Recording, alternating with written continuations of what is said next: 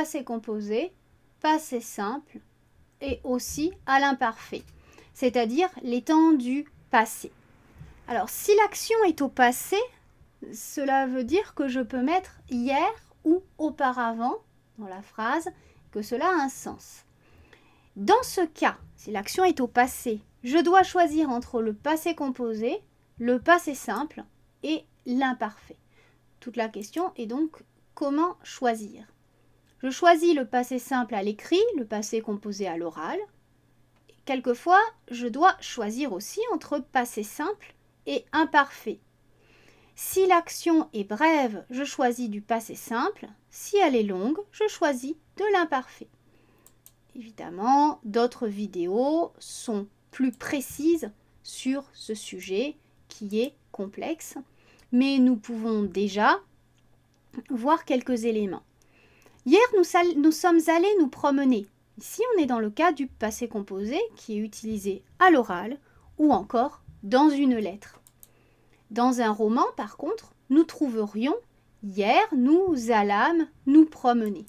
Par exemple, il peut arriver que l'on trouve dans un roman du passé composé pour donner un aspect moins formel que le passé simple. Si on peut rajouter pendant longtemps à l'action, il faut mettre de l'imparfait.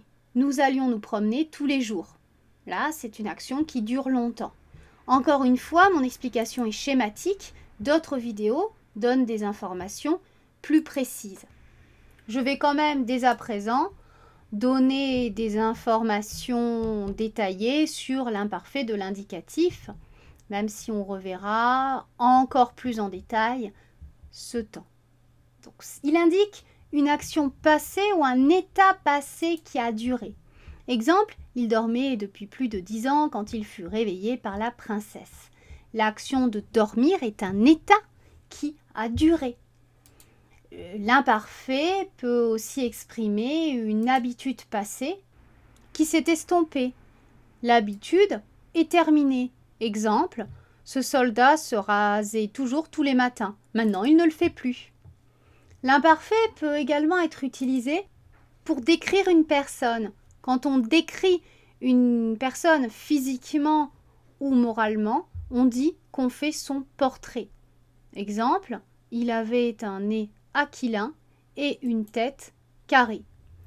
La description d'une situation passée ou d'un arrière-plan se fait également avec l'imparfait de l'indicatif.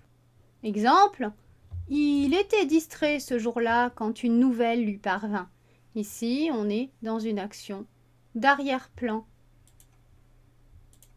L'idée d'être distrait est une action secondaire, l'action d'arrière-plan par rapport au fait de parvenir, la nouvelle qui parvint. Passons au passé simple. Le passé simple est le temps principal dans un récit. Il se marie souvent avec l'imparfait et indique les actions principales. Le chasseur se rendit dans le village voisin afin de participer au concours de tir à l'arc. Rendit est au passé simple.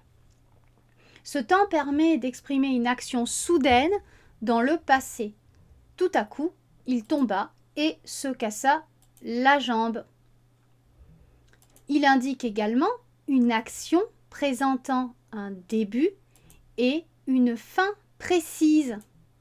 La Première Guerre mondiale dura du 28 juillet 1914 au 11 novembre 1918. On a les dates de début et les dates de fin. Ce temps de l'indicatif peut également être utilisé pour indiquer une action unique. Il chanta pour faire plaisir à la reine. Il ne le fait qu'une seule fois. Dans un récit, la succession d'événements réclame l'utilisation du passé simple. Les deux frères prirent le chemin de la forêt, marquèrent chaque rocher qu'ils trouvèrent et suivirent les traces de pas qu'ils virent pour ne pas se perdre.